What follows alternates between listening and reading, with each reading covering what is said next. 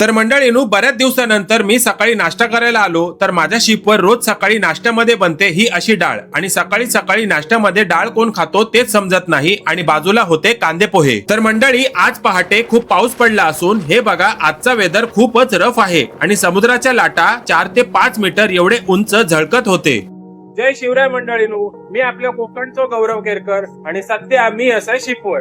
तर मंडळीनो, आज तर वेदर भरपूर खराब असा, शिप पण माझी झोपड्यासारखे डुलता, पाऊस पण भरपूर पडलो आणि आज तर काम करूची जरा पण इच्छा नाही. तर पाऊस भरपूर पडला होता आणि आज तर काम करायची जरा पण इच्छा नव्हती. एक लहान बाळाला झोपाळ्यात डोलवतात सेम तशीच माझी पण शिप डोलत होती, म्हणून एक छोटं काम हाती आलं, ते म्हणजे कंटेनरचे लॅशिंग टाईट करण्याचं. आणि हा माझा शिपचा मित्र पवन. बाहेरचं वातावरण खूप खराब होतं म्हणून हा आतमध्येच क्लिनिंग करत आहे. तर शिपवर पाऊस पडू दे नाहीतर भूकंप येऊ दे, हा अंकित वर्कशॉपच्या आत स्वतःच्या धुंदीत काम करत असतो आणि हा बनवत आहे शिपवर होणाऱ्या पार्टीसाठी बार्बिक्यूचा स्टँड. आणि आजचं वातावरण खूपच खराब असल्यामुळे या माऊला कसं बस इंजिन रूमच्या आत घेऊन जेवण आणि पाणी दिलं. आणि ही तुम्ही बघत आहात शिपिंगची अनोखी दुनिया.